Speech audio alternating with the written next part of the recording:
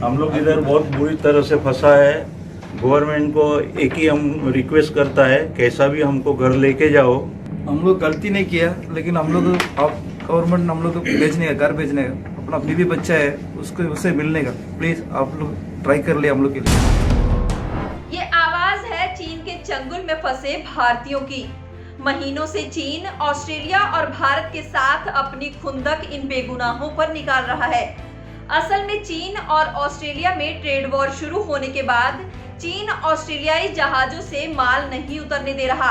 इसी के बीच चीन और ऑस्ट्रेलिया की लड़ाई में 39 भारतीय नाविक पिस रहे हैं। हम लोग इधर बहुत बुरी तरह से फंसा है।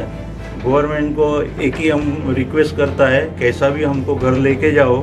हम लोग गलती नहीं किया, लेकिन हम लोग आप गवर्नमेंट हम लोग को भेजने का, घर भेजने का, अपना बीवी बच्चा है उसको उससे मिलने का, प्लीज आप लोग ट्राई कर ले हम लोग के लिए। एक तरफ 13 जून से चीन के हेबेई के पोर्ट जिंगटांग के पास जग आनंद जहाज में 23 भारतीय नाविक फंसे हैं, तो दूसरी ओर चीन के हेबेई में कैफेडियन बंदरगाह के पास 20 सितंबर से MV अनस्तासिया फंसा है, जिसमें 16 भारतीय अपने घर वापस जाने का इंतजार कर रहे हैं। सीफेयर्स यूनियन मेंबर अभिजीत सांगले ने सोशल मीडिया पर इनके हक में आवाज उठाई है। तो ये जो सीफेयर्स भाई अभी ऑन बोर्ड है इंडियंस, ये पूरे मेंटल स्ट्रेस से गुजर रहे हैं और इनका हमें ईमेल द्वारा और व्हाट्सएप द्वारा मैसेजेस रिसीव हुए थे हमारे यूनियन को।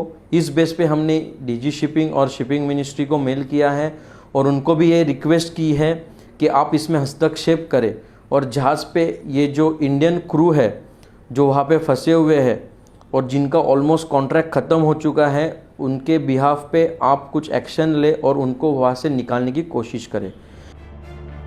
महीनों से जहाज पर फंसे ये नागरिक केवल चीन ऑस्ट्रेलिया के जंग में नहीं पिस रहे, बल्कि चीन इन्हें इसलिए भी तंग कर रहा है क्योंकि ये भारतीय हैं।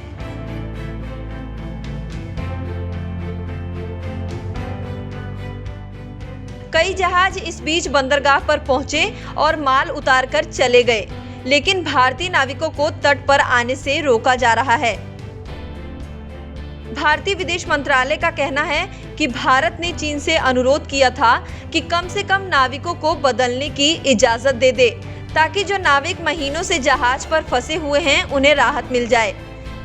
Our embassy in Beijing has been in constant touch with provincial and central government authorities in China. They are requesting that the ships be allowed to discharge their cargoes as well as the crew members be allowed to be changed. The Chinese authorities have conveyed that on account of various COVID-19 related restrictions imposed by local authorities, crew change is not permitted from these ports. We also understand that some other ships which arrived after the Indian ship arrived have actually managed to discharge cargo and leave.